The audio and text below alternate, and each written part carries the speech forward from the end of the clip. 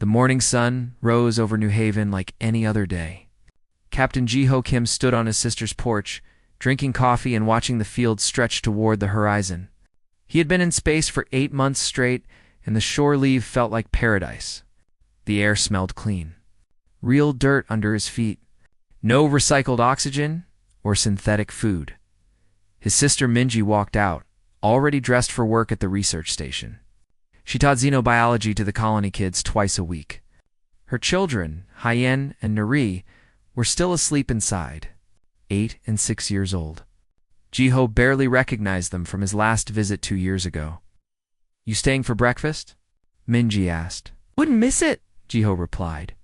"Nari promised to show me her rock collection." Minji laughed. "She has 300 rocks now. You'll be there all day." The alarm started at exactly 7 in the morning. Not the weather warning. Not the drill signal. The emergency evacuation tone that New Haven had never used in its 12 years of existence. Ji-ho's military training kicked in immediately. He dropped his coffee and ran inside. Minji was right behind him, calling for the children. Hyen stumbled out of his room, confused and scared. Nari cried in her doorway. "Get them to the shelter," Ji-ho ordered. Now, through the window, he saw them. Ships. Massive vessels hanging in the sky like black clouds. They didn't match any human design. Didn't match any friendly alien species he recognized from his naval briefings. The ships didn't fire weapons. They didn't send warnings. They just appeared above every neighborhood, every school, every home where children lived. Ji-ho grabbed his comm device and tried to reach his ship. The battlecruiser Indomitable, stationed 3 systems away. Static. The aliens were jamming everything. He switched to the local emergency channel. Chaos. Screaming. People reporting their kids vanishing in blue light. Basement now. Ji-ho shouted.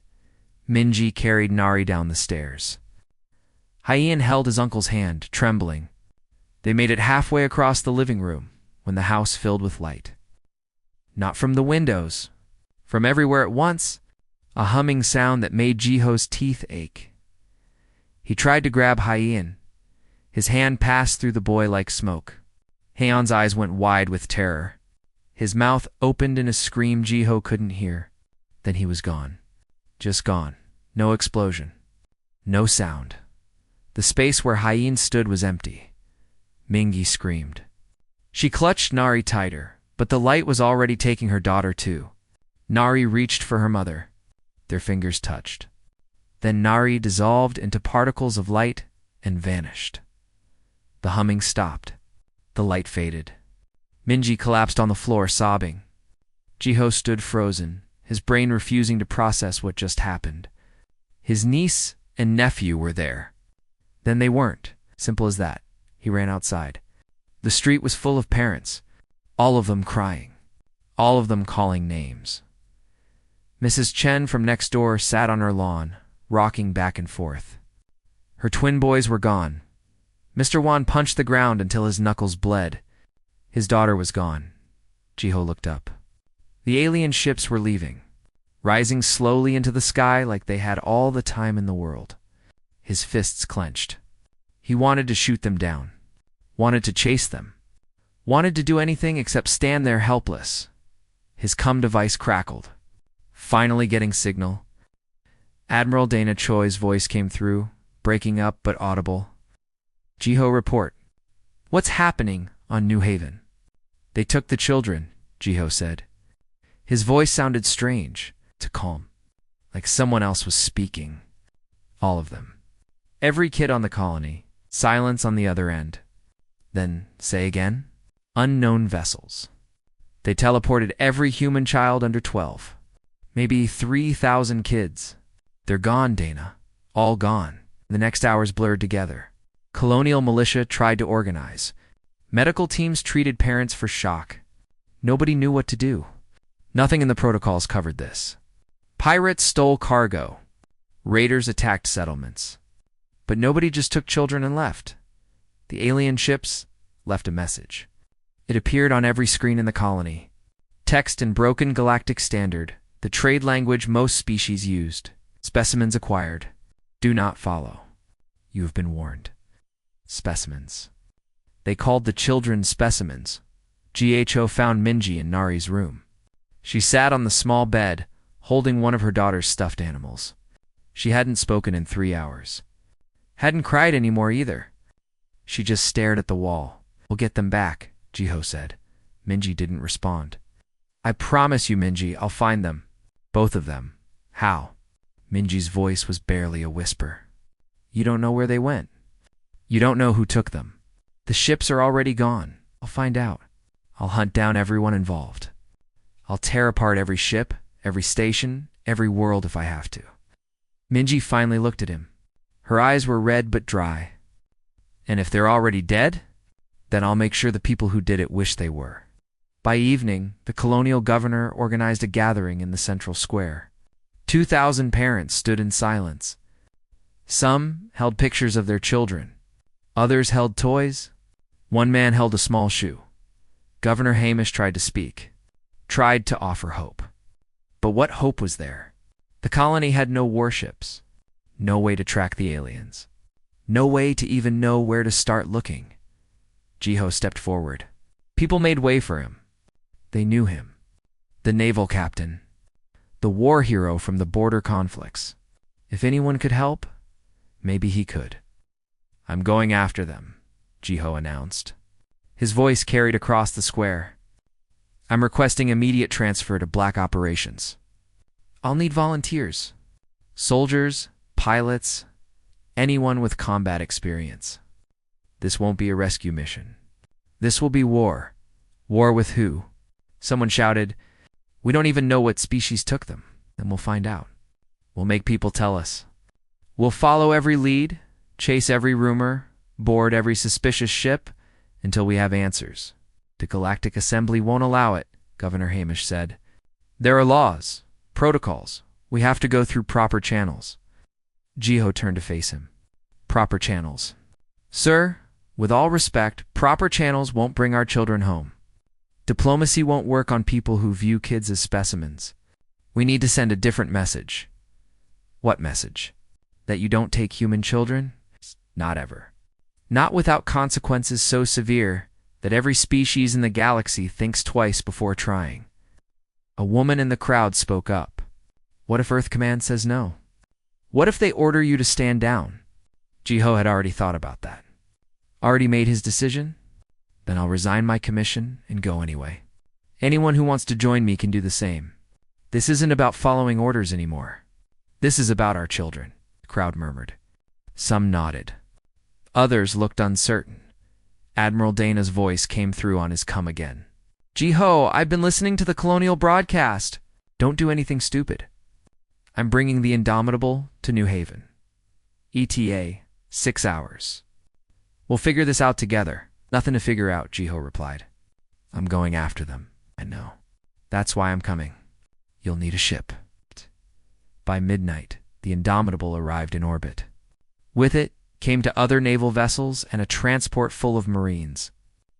Word had already reached Earth through the quantum relay. The response was building. Jiho stood in the square as parents slowly dispersed to their empty homes. Mingi stood beside him, still silent. Still broken? I meant what I said, Jiho told her. I'll bring them home. Minji nodded slowly. Bring them all home. Every child?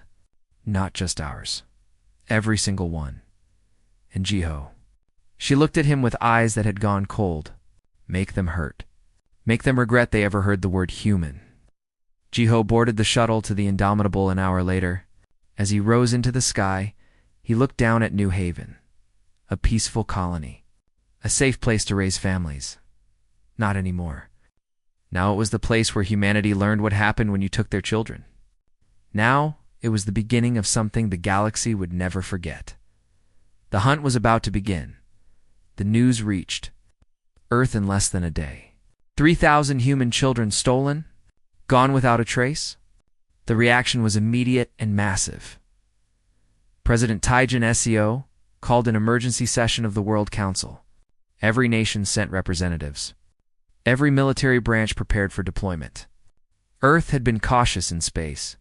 Careful, diplomatic, trading partners with dozens of alien species, members in good standing with the Galactic Assembly, that ended the moment the report from New Haven came through. We demand the immediate return of our children.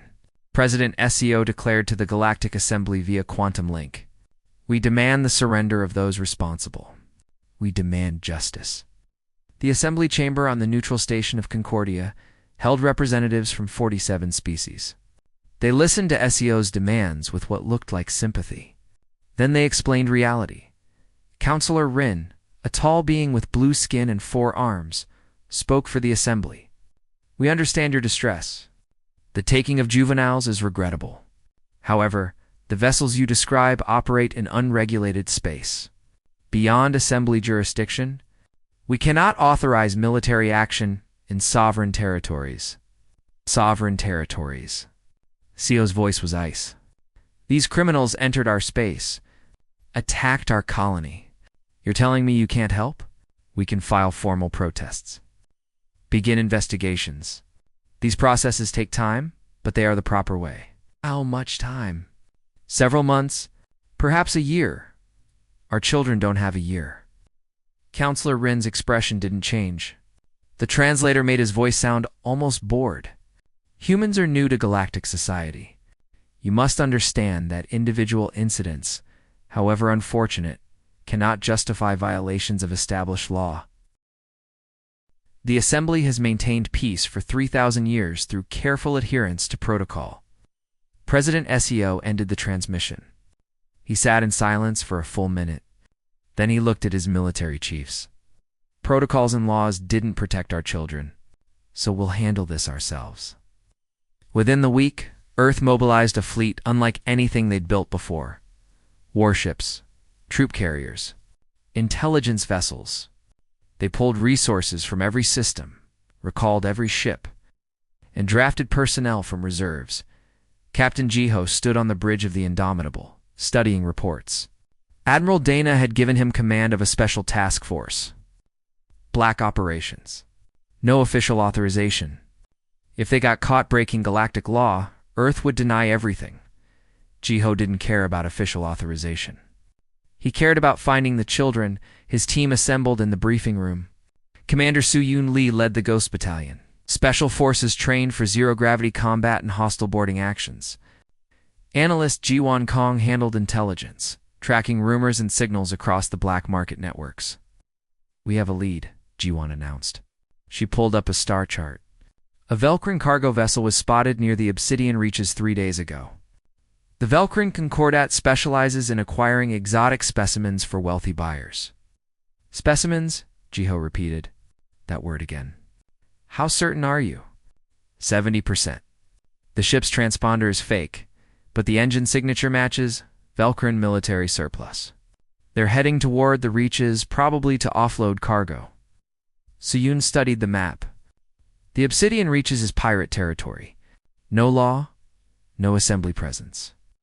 If we go in there, we're on our own. Good, Jiho said. I don't want assembly involvement anyway.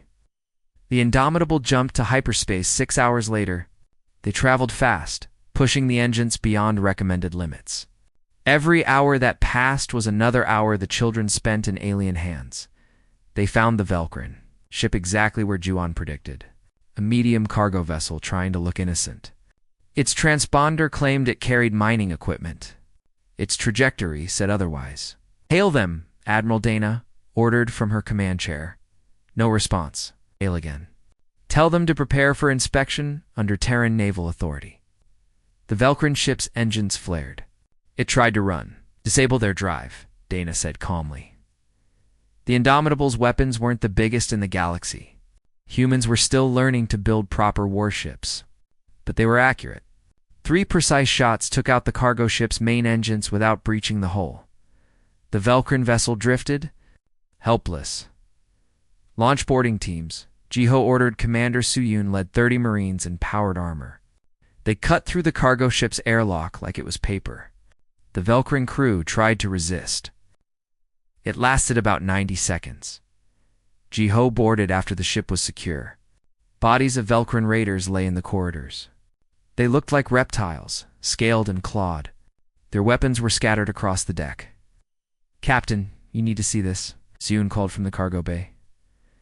Gio stepped into the bay and felt his blood freeze. Cages, dozens of them. Most were empty now, but the smell remained. Waste and fear and misery. In the corner, he found small clothes. Human clothes? A child's shoe. A toy bear. They were here, Jawan confirmed, scanning with her equipment. Human DNA traces. Multiple children. But they're gone now. Transferred somewhere else. Jiho found the ship's captain in the medical bay. The Velcrin was wounded, but alive. One of the Marines had shot him in the leg. He hissed and snarled in his own language until a translator was brought. "You will regret this," the Velcrin captain said. His name was Scar. "You have no authority here. The Concordat will demand compensation." Jiho pulled up a chair and sat down. He looked at Scar for a long moment. Then he drew his sidearm and shot the medical equipment next to the captain's head. The alien flinched. "Where are the human children?" Jiho asked quietly. "I don't know what you mean." Jiho shot out the lights. Then the backup power. The room went dark except for emergency lighting. "I'll ask one more time. Where are they?" "I am protected by galactic commerce laws." "You cannot." Jiho stood and walked to the environmental controls. He started shutting down the oxygen supply to the medical bay. "What are you doing?" Scar's voice rose in pitch. "You cannot do this. This is illegal. I have rights." "You took our children," Jiho said. "You have no rights." The oxygen level dropped. Scar started gasping. His scales turned a darker color. When he was 30 seconds from passing out, Jiho restored the air. "Talk now," Scar talked. The words spilled out between desperate breaths. The children had been sorted and sold. Younger ones went to the Crimson Auction, the largest slave market in the galaxy. Older children went to research facilities that studied alien biology. Some went to private collectors who wanted exotic pets. "How many buyers?" Jiho demanded. "Dozens. Maybe hundreds. The contracts were handled separately. I only transported them. Where's the Crimson Auction?" "I don't know. It moves. Hidden in an artificial nebula. Only certain people know the location." "I swear I don't know." Jiho believed him. The Velcrin was too scared to lie. He left Scar in the medical bay and returned to the bridge. "We have locations for some of the facilities," Juan reported. 3 research stations. 2 private estates. "It's a start." Admiral Dana pulled up the star charts. "These locations span for different sectors. We'll need to split up to hit them all." "Do it," Jiho said. "Send teams to every location. Extract any children we find. Extract any information about the auction and the Velcrin." Suyun asked, gesturing back toward Scar's ship. "Destroy it!" "Leave survivors in an escape pod. Let them spread the word." "What word?" "That humanity is coming. That we don't stop. That we don't forgive." Over the next month, Jiho's task force grew. More ships arrived from Earth.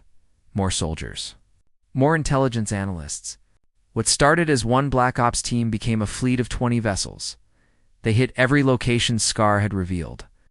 A research station on the edge of the Helix Nebula. A private collection on a garden world. An underground facility on a mining planet. Each raid followed the same pattern. Fast insertion. Overwhelming force.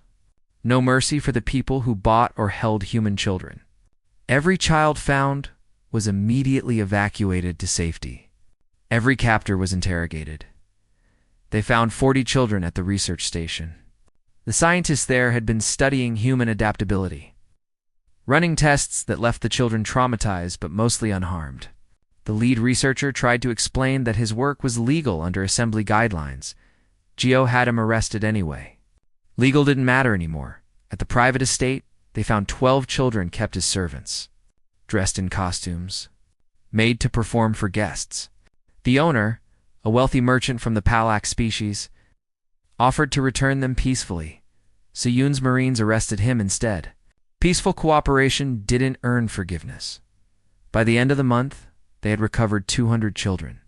200 out of 3,000. It wasn't enough. It would never be enough until every single child was home. Jiho sent regular reports back to Earth. President Jiho forwarded them to the Galactic Assembly. The response was predictable: outrage, accusations of human aggression, demands that Earth cease military operations in sovereign space. President SCO's reply was broadcast across every channel in known space. We asked for help. You gave us bureaucracy. We asked for justice. You gave us delays. So we will handle this ourselves. To every species watching, if you have human children, return them immediately. If you know who took them, tell us now. If you stand in our way, you will regret it. The message was clear. Humanity had entered the galactic stage as traders and explorers. Now they would be known as something else entirely. Something dangerous.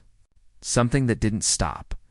Something that protected its young with absolute and terrible resolve. The hunt had just begun. 3 months after New Haven, the galaxy learned to fear humanity. It started with rumors. Whispers in black market stations.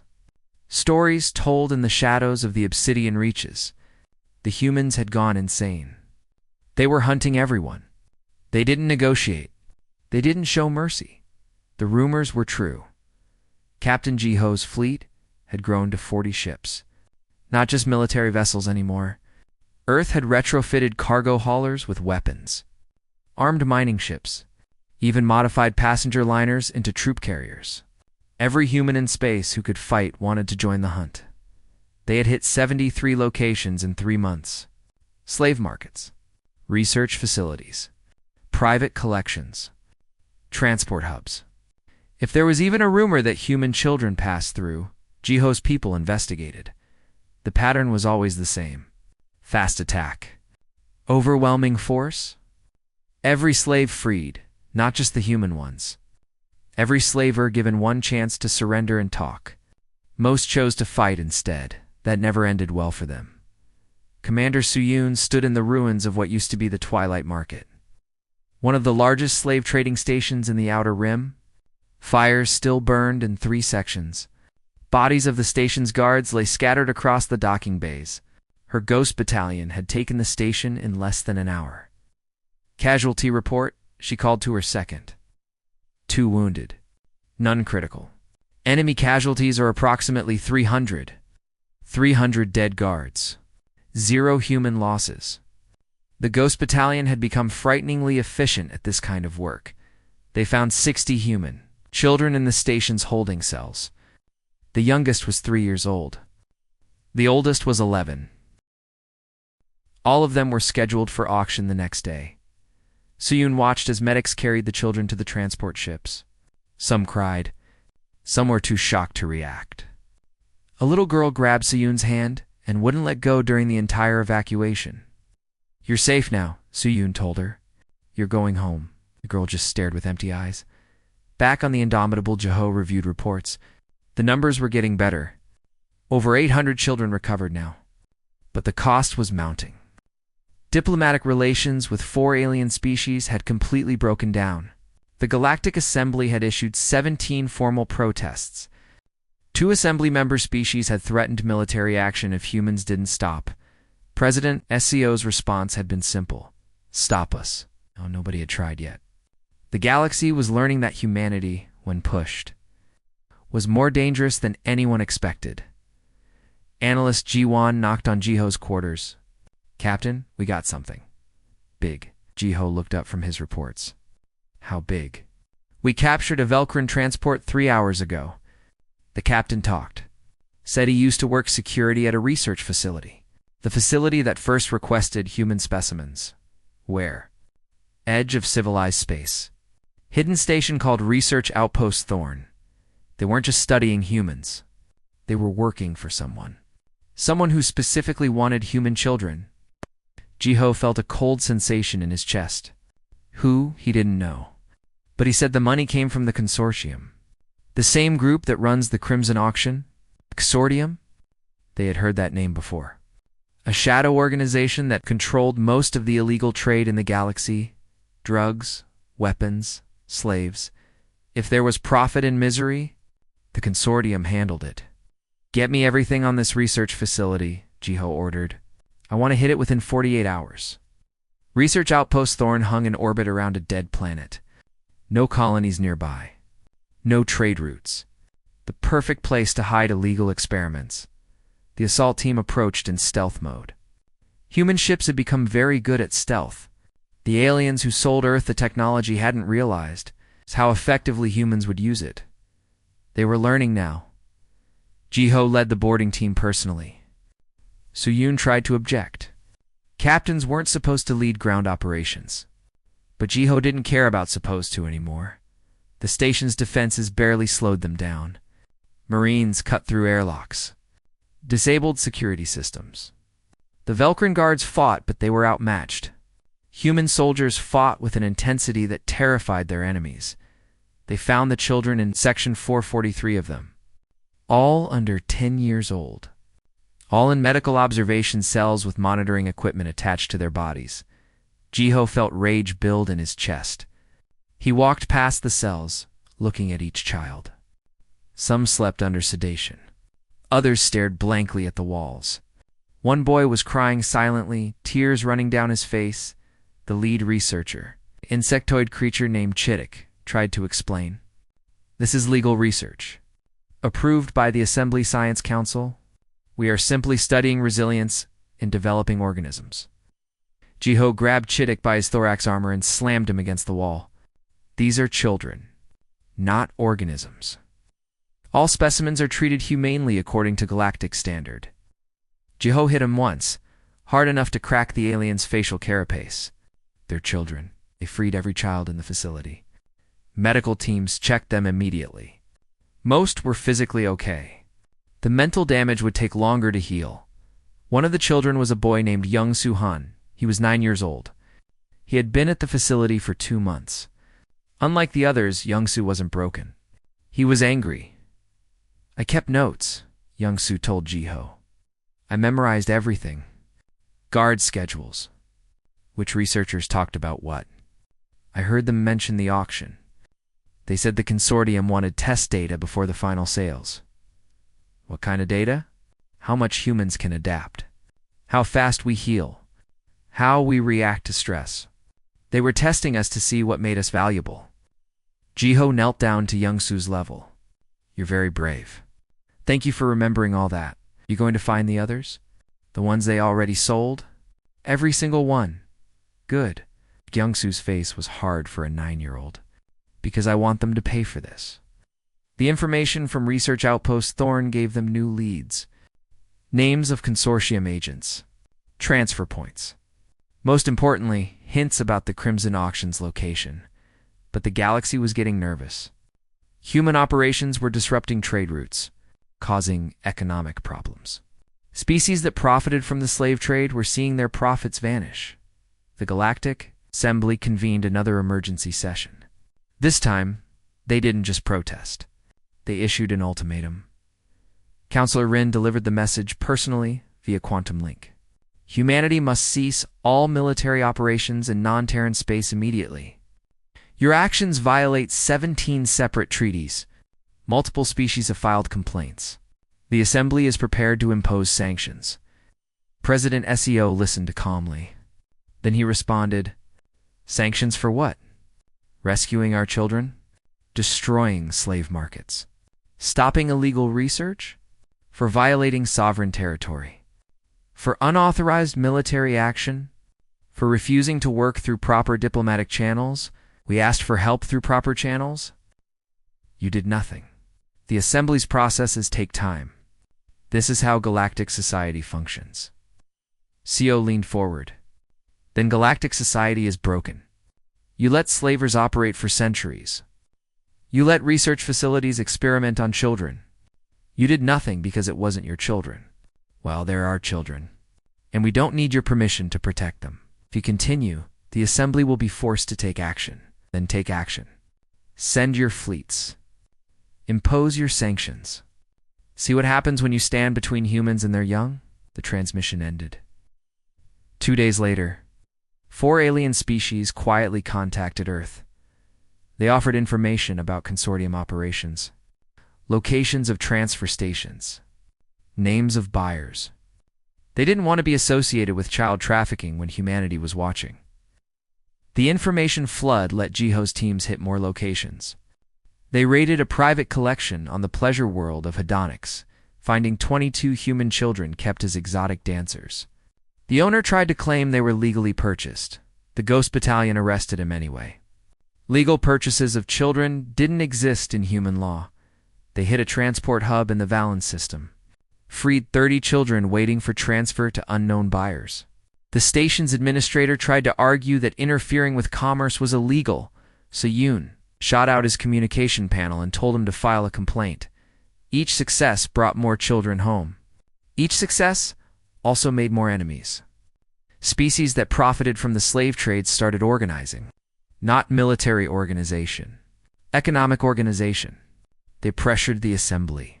Threatened trade embargoes against Earth. Tried to isolate humanity. Diplomatically, Earth's response was to expand operations. High Admiral Minho Beek took command of the growing fleet, a career officer, decorated veteran. He had led human forces in the border conflicts with the Kraith Dominion years ago. Now he led the largest military operation Earth had ever mounted. "We're burning bridges," Admiral Dana warned Jiho during a strategy meeting. "Half the galaxy hates us now. The other half is scared of us," Jiho replied. "Fear is useful. Hate we can deal with later. And when this is over, when we've found every child, what then? Then we make sure this never happens again." Analyst Ji-won finally cracked the big lead. After months of tracking signals and bribing informants, she found it. The Crimson Auction.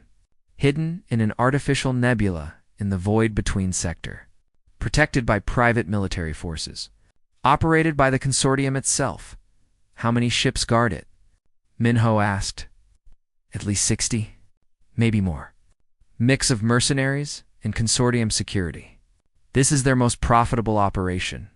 They won't let it go without a real fight. How many children? Unknown. But based on traffic patterns, maybe 1,000. From dozens of species. Humans included. Jiho looked at the tactical display. The auction was deep in unregulated space. No assembly presence. No help if things went wrong. They would be completely on their own. He decided. "We bring everything we have." "This will be a war," Minho said. "Not a raid. A real battle. We'll take casualties. I know. Is it worth it?" Jiho thought about Nari, about Haiyan, about all 3,000 children stolen from New Haven, about Young-Soo and the others they had found. Every single one of them is worth it. The fleet began preparations. 40 human warships. 5,000 Marines. This would be the largest military operation humans had conducted in alien space. The galaxy was about to learn what happened when you made humanity angry. The artificial nebula looked beautiful from a distance. Swirling clouds of red and purple gas. Lightning storms crackling between particles. Perfect cover for something you wanted to hide. The Crimson Auction Station sat in the center like a spider in its web. Massive structure. 5 kilometers across, docking bays for hundreds of ships. Private military vessels patrolled the perimeter. High Admiral Minho Beek stood on the bridge of the flagship Defiant, studying tactical displays. 40 human ships against 60 defenders.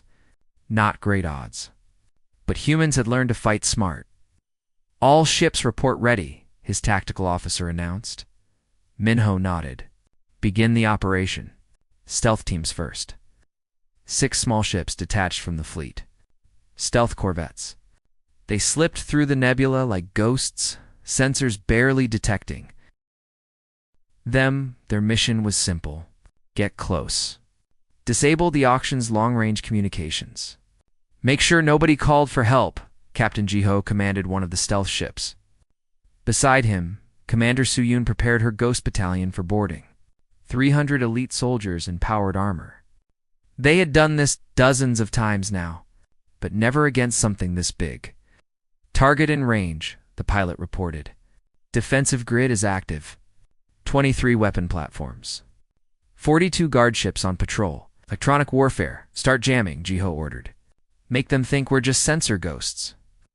The human ships had gotten very good at electronic warfare. Earth's tech companies had poured resources into developing counter-alien systems. Now human jamming could confuse sensors designed by species who had been in space for thousands of years. The guard ships noticed something was wrong. They started moving toward the anomalies. Too late! The stealth corvettes fired precisely targeted missiles. Not at the ships. At the communication arrays, explosions blossomed across the auction station. 6 major com towers destroyed in seconds. The station was cut off from the rest of the galaxy. All ships, attack. Minnow's voice came through on all channels. The human fleet dropped stealth and accelerated. 40 warships emerging from the nebula at full burn. The auction's defenders scrambled. Alarms screamed across multiple frequencies. The battle began. Fleet. Commander Torak commanded the auction's defense fleet. A veteran mercenary. 4 species served under him. All experienced fighters. He had defended the auction for 12 years. Never lost a battle. He watched the human ships approach and felt confident. Humans were new to space warfare. Their ships were small. Their tactics untested against real military forces. He was about to learn how wrong he was. The human fleet split into attack groups. Fast frigates targeted the weapon platforms. Heavier cruisers engaged the guard ships. It looked like standard tactics. Torak ordered his forces to respond with classic defensive formations. Then the humans did something unexpected. Half their ships suddenly changed vectors. Wild, aggressive maneuvers that ignored fuel efficiency and crew safety. They weren't trying to win a clean battle. They were trying to create chaos. It worked. Human pilots flew like maniacs, diving through defensive fire, making suicide runs at weapon platforms. One frigate took critical damage but kept accelerating, ramming into a guard ship before exploding. They're insane. One of Torak's commanders shouted over the com. Maybe they were. But insanity was winning. The weapon platforms fell one by one. Guard ships found themselves surrounded by smaller, human vessels that attacked from multiple angles. Torak realized he was losing. All ships fall back to close defense. Protect the station. Too late. The boarding teams were already launching. Suyun's Ghost Battalion hit the station from 6 different points, breaching pods that cut through hull armor like butter. 300 soldiers pouring into the corridors. The auction's internal security was substantial. Heavily armed guards, automated defenses. Kill zones designed to stop boarding actions. The humans adapted. Shields to absorb initial fire. Drones to scout ahead. Precise teamwork developed through months of operations. They moved through the station like water flowing downhill, always finding the path of least resistance. Jiho led his team toward the holding areas. Intel suggested the children were kept in the lower decks. They fought through 3 security checkpoints. Lost to soldiers, wounded 5 more, but they kept pushing forward. The first holding area was massive. Rows and rows of cells. Hundreds of them, filled with beings from dozens of species, not just humans. Aliens, too. Anyone that could be sold. Free them all, Jiho ordered. Everyone, sir. That's thousands of prisoners, one of his Marines objected. We can't evacuate that many. We're not leaving anyone in cages. Open every cell. They did. Thousands of freed slaves poured into the corridors. Chaos spread through the station. Some fled toward the docking bays. Others fought against their former captors. The auction's security forces found themselves overwhelmed. Siyun's team reached the children's section. Row after row of smaller cells. Human children. Alien children. Some as young as 4 years old. In one cell, they found a girl named Dabin Kim, 10 years old. From New Haven, she had been one of the first children taken. Suyun expected her to be broken, traumatized. Instead, Dabin stood up and saluted. Commander Lee, ma'am, I have information for you. Suyun blinked. You know who I am? I've been watching guards for 3 months. Learning their language, listening to them talk. I know about your operations. The other kids told me stories. You're the rescue teams. Smart girl. We're getting you out of here. Wait. Dabin pulled a small data chip from her pocket. I recorded everything. Every child I saw. Every buyer who visited. Every location they mentioned. Guard schedules.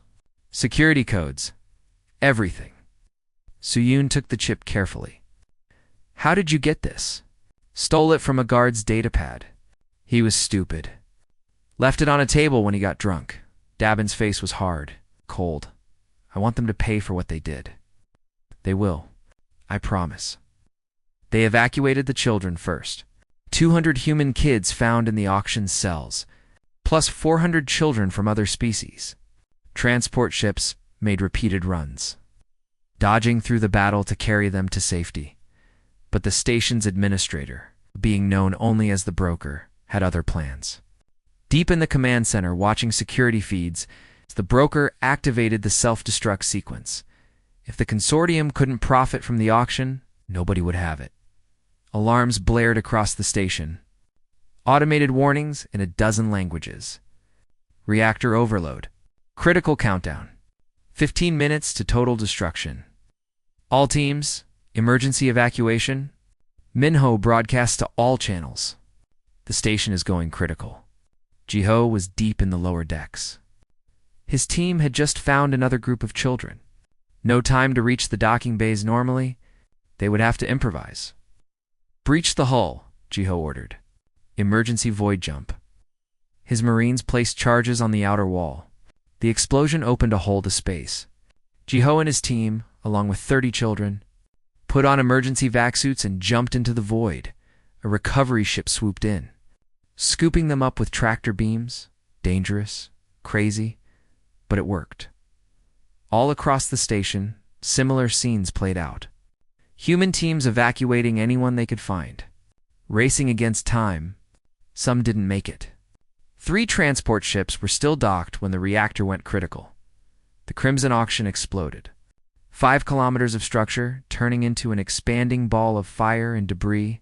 It lit up the artificial nebula like a second sun. Jiho watched from the recovery ship's viewport. 3 ships lost. 47 soldiers dead. 112 wounded, but nearly 3,000 people freed, including over 1,800 human children. The data chip from Dabin contained intelligence beyond anything human. Analysts had compiled complete records of sales, buyer identities, transfer locations. The consortium's entire operation laid bare by a 10-year-old girl who refused to give up. Admiral Minho reviewed the data with a grim expression. According to this, 200 children were sold before we started operations. Private sales. Scattered across the galaxy? Do we have locations? Jiho asked. Maybe half. The rest are protected by privacy laws. Hidden behind shell corporations. Then we find them anyway. We just fought the largest battle of this campaign. We took heavy losses. The fleet needs to regroup. The fleet can regroup. I'm going after the missing children. Minho studied his friend. Jiho looked exhausted. 3 months of constant operations. Barely any sleep. Driven by something beyond duty. You're looking for your niece, aren't you? The data showed she wasn't at the auction. Dabin's records say Nari was sold early. Private buyer. Location unknown. Jiho's voice was flat, empty. I found Hyen. He's safe on Earth with his mother now. But Nari is still out there. Somewhere. We'll find her. We'll find all of them. I know. Because I won't stop until we do. The survivors from the auction were transported to safety. Children reunited with families. Former slaves given asylum on human worlds or returned to their homeworlds. Dabin Kim became something of a hero. News media across Earth broadcast her story. The girl who kept fighting even in captivity, who gathered intelligence that would save countless others. When reporters asked her what she wanted to do next, Dabin's answer was simple. I want to help Captain Jiho find the rest. All of them. The Galactic Assembly condemned the attack on the Crimson Auction, called it an act of war. Multiple species demanded sanctions against Earth. President SEO's response was broadcast across all channels. He stood at a podium with 200 freed children behind him. Some human, some alien. All alive because humans refuse to accept the status quo. You call this an act of war? We call it justice. For 3 months, we asked for help. For 3 months, you did nothing. So we handled it ourselves. We destroyed the largest slave market in the galaxy. We freed thousands of innocent beings. And we're not done. He gestured to the children behind him. These are the reasons we fight. Not for conquest. Not for profit. For them. And to every species watching, if you have our children, return them now. If you help us find them, we will remember your cooperation. If you stand in our way, we will remember that too. The message was clear. Humanity had changed. The cautious diplomats were gone. In their place stood something the galaxy had never seen before. A species willing to burn down the established order to protect their young. The hunt continued. 6 months after New Haven, the galaxy had changed. The slave trade that operated for thousands of years was broken. Not just damaged, destroyed. Over 300 facilities raided. 70 slave markets shut down. Dozens of criminal organizations dismantled completely. Species that once ignored slavery now passed strict laws against it. Not because they suddenly developed morals, because they were terrified of humanity's attention.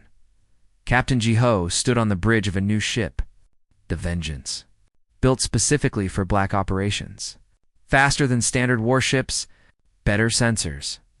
Weapons designed for precision, strikes rather than fleet battles. His crew was small now, specialized. Commander Soo-yoon and her best soldiers. Analyst Ji-won and her intelligence team.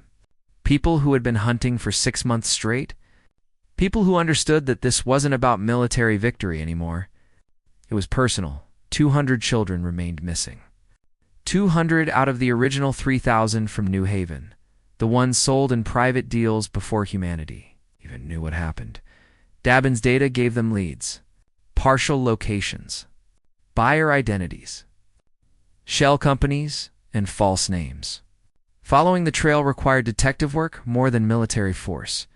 But when they found a location, the military force came hard. They tracked a buyer to the pleasure world of Siren's Paradise. A wealthy merchant named Velik, who collected exotic beings. His estate was beautiful, gardens and fountains. Walls made of crystalline material that sparkled in the sun. Ji-ho's team didn't care about beautiful. They cared about the 3 human children Velik had purchased. 2 girls and a boy, ages 5, 7, and 9. The assault was quiet. Stealth insertion at night? Soo-yoon's soldiers moved through the estate like ghosts. They found the children in a wing designed like a museum. Each child in their own room. Dressed in elaborate costumes. Treated like living decorations. The youngest girl was so conditioned she tried to pose when the soldiers entered. She thought they wanted to look at her. Soo-yoon picked her up gently. You're not a decoration. You're a person. And you're going home. Balak tried to protest. Claimed he purchased the children legally. Showed documentation proving the sale was approved by his world's commerce authority. Ji-ho read the documents. Then he shot them out of Velik's hands. Legal purchase of children doesn't exist. Not in human law. Not anymore. This is my world. Human law doesn't apply here. It does now. They arrested Velik and his entire staff. Destroyed his collection of exotic specimens. Freed every being he kept in captivity. The local authorities protested. Claimed this was a violation of sovereignty. Earth's response was a single warship in orbit. The message was clear. Try to stop us. Nobody tried. The pattern repeated across dozens of worlds. Private collectors. Research facilities. Even some who claimed they were rescuing human children and keeping them safe. Ji-ho didn't care about their justifications. If they had human children, they were guilty. End of discussion. Some cooperated. Returned the children peacefully. Provided information about other buyers. Those people were arrested but treated fairly. Given trials, legal representation. Those who fought were given no mercy. Captain Suji Park commanded a hunter group tracking the last Velkran raiders. The ones who actually conducted the original raid on New Haven. They had scattered after the Concordat collapsed. Gone into hiding across the Outer Rim. Suj found them one by one. Not for trial. For justice, the galaxy watched as humanity demonstrated what happened when you made them truly angry. It wasn't about following rules anymore. It wasn't about proper procedures. It was about making absolutely certain that this never happened again. Ambassador Hannah Yoon represented Earth at the Galactic Assembly now, young, brilliant, completely unwilling to compromise. When the Assembly demanded Earth cease all military operations, Hannah's response was simple. Return our children first. Most have already been returned. The remaining cases are complicated. Private sales. Legal gray areas. There are no gray areas. You have our children or you don't. Ambassador, you must understand. Galactic law is complex. Commerce regulations. Property rights. These matters take time to resolve. Hannah stood up. Her voice carried across the entire chamber. Property rights? You're talking about children as property. Let me make something very clear. Human children are not property. They are not merchandise. They are not specimens or collectibles or research subjects. They are our future, and we will do absolutely anything to protect them. You threatening the Assembly? I'm stating facts. Earth has been patient. We've tried diplomacy. We've filed proper complaints. Now we're simply taking action. If that bothers you, help us find the missing children. If you can't or won't help, stay out of our way. The Assembly had no response. What could they say? Humanity had already proven they meant every word. Intelligence analyst Ji-Wan tracked down the broker. The mysterious figure who ran the Crimson Auction. The one who escaped when the station exploded. Following the trail took months. False identities. Hidden accounts. Shell companies within shell companies. But Ji-Wan was brilliant at her job. She found patterns others missed. The broker was hiding on a remote station called Haven's Edge. Ironic name. The station catered to beings who wanted to disappear. No questions asked. No records kept. Admiral Dana Choi personally led the fleet to Haven's Edge. Not a raid. A siege. They surrounded the station and made it clear. Nobody leaves until the broker surrenders. It took 6 days. The station's residents got nervous. Started talking. Started pointing fingers. The broker tried to escape on a cargo ship. Human fighters disabled the ship in seconds. Jiho's team boarded it. They found the broker in a hidden compartment. An insectoid being. Large, intelligent, completely unconcerned about being captured. You cannot prosecute me, the broker said through translation devices. I have diplomatic immunity from 3 different species. Corporate protections from 5 more. Legal shields you cannot penetrate. We don't need to prosecute you, Jiho replied. We just need information. I will not cooperate. Jiho pulled up a holographic display. Images of children, thousands of them. All the beings who passed through the Crimson Auction. You kept records of every sale. Every buyer, every location. We want those records. They're encrypted, protected. Even if you torture me, I cannot access them without proper authorization codes. Then I guess you'll sit in prison until you remember those codes. I can wait decades. My species lives for centuries. Jiho smiled. It wasn't a pleasant smile. You don't understand? You're not going to a normal prison. You're going to a human facility, where every single guard, every administrator, every person you see will know exactly what you did. They'll know you trafficked children. Human children. Do you know what humans do to people who hurt kids? The broker's translator picked up something in Jiho's tone. Something cold and terrible. This is a threat, is a promise. You can cooperate now and get a trial. Or you can refuse and spend the rest of your very long life in a place where nobody will care if you suffer. Not because of threats of violence, because the broker was smart enough to recognize when the game was over. The data was extracted. Complete records of every transaction, every buyer, every location. The intelligence was devastating. It implicated governments, corporations, wealthy individuals from species humanity had considered friendly. The conspiracy went deeper than anyone imagined. President Tijan Co reviewed the data with his cabinet. If we release this, it will cause a diplomatic crisis with half the galaxy. Then let it, his military chief said. They were complicit in taking our children. Some of these governments had no knowledge of what their citizens did. Their ignorance doesn't make our children less kidnapped. CO made the decision. Release everything. Every name, every location, every species involved. Let the galaxy see exactly what we're dealing with. The data dump changed everything. Species that claimed innocence found their own citizens implicated. Corporations lost massive value as their involvement was exposed. Governments fell as populations learned what their leaders allowed. The galactic economy crashed. Trade routes disrupted. Political systems destabilized. All because humanity refused to let this go quietly. Using the broker's data, Jiho's teams conducted final operations. Precision strikes. 1 or 2 children at a time. Each rescue carefully planned. Each target thoroughly investigated. They found a girl named Sori on a mining colony. She had been purchased by a family who genuinely thought they were saving her. They treated her well, gave her education, but they still bought a stolen child. Jiho arrested them anyway. Good intentions didn't change what they did. They found a boy named Junho on a research vessel. Scientists studying human growth patterns. The boy was healthy but isolated, lonely, missing his family. The scientists claimed their research would benefit humanity. Jiho shut down their entire program, one by one.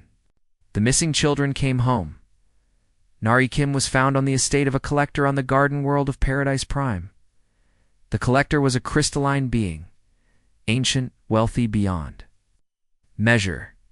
They kept beautiful things, art, rare plants, and what they considered exotic children. Nari had been dressed in elaborate costumes, made to perform dances for guests, treated like a living doll. When Jiho's team arrived, the collector tried to negotiate, offered massive compensation, claimed they treated Nari well, better than she would have been treated in a human colony. Jiho looked at his niece. 6 years old when she was taken, 7 now. She didn't recognize him at first. Too much time, too much trauma, Jiho said quietly. I'm your uncle. Your mom is waiting for you. Recognition slowly came. Then tears. She ran to him, and Jiho picked her up. She felt so small, so fragile. The collector made one final offer. I will pay anything. Name your price. Jiho turned to face them. You can't buy your way out of this. You took a child? My family's child? There is no price for that. Then what do you want? I want you to understand. She was never yours. She was never a thing to collect. She's a person. She has a family. She has a life you stole from her. He held Nari close. And I want you to spend the rest of your very long life regretting what you did. The Ghost Battalion destroyed the collector's entire estate. Every cage, every cell, every system designed to hold captive beings. The collector watched their precious collection burn. Then they arrested them. The final count was complete. 3,000 children taken from New Haven.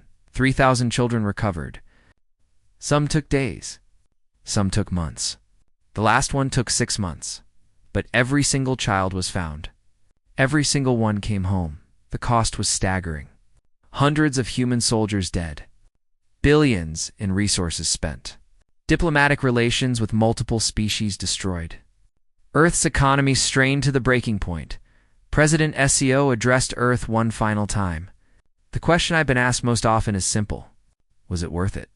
Was finding our children worth the cost? He paused. Let the question hang in the air. Every ship we lost, every soldier who died, every credit we spent, Every diplomatic bridge we burned, all of it's worth it. Because we sent a message to the galaxy that will never be forgotten. Human children are not for sale. They are not specimens. They are not collectibles. They are our future, our hope, our most precious resource. And we will protect them with everything we have. Some species call us extreme, violent, irrational. They don't understand. But they don't have to. They just have to remember. Touch our children, and you face our wrath. There is no negotiation. No compromise. No mercy. This is who we are. This is who we will always be. On New Haven, a ceremony was held. Families reunited. Children who left as captives returned as survivors. The colony rebuilt, stronger, different. Jiho stood with his sister, Mingi Hyan, and Nari. Played in the square with other children, laughing, running, slowly healing. A reporter approached. Captain Kim, do you think humanity's response was proportional? Jiho watched his niece chase a butterfly. Proportional to what? The trauma those children experienced. The fear their parents felt. The violation of taking someone's child. But the economic damage. The diplomatic consequences are temporary. The galaxy will rebuild. Trade will resume. But those children only get one childhood. We can't give back the time they lost.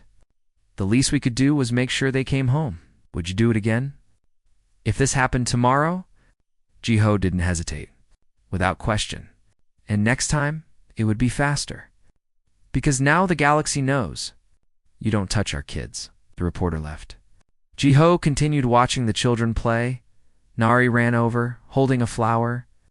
Uncle Jiho, look what I found. It's beautiful. Can we stay here? Not leave again? We can stay as long as you want. She smiled. It was the first real smile Jiho had seen from her since the rescue. Small, fragile, but real. That smile was worth everything across the galaxy. A message played on every communication network. Simple, direct, in every known language. Humanity remembers. Humanity never forgives. And if you ever threaten our children again, we will show you what true wrath looks like. The slave trade never recovered. Organizations that once operated openly disappeared. Laws changed across dozens of species. The Galactic Assembly reformed its policies on sentient trafficking. Not because they wanted to, because they were terrified of humanity's response if they did. Earth became known for two things: their relentless protection of their young, and their absolute unwillingness to compromise on that protection. Some species feared them. Some respected them. All remembered the lesson. The children were home, and that, in the end, was all that mattered.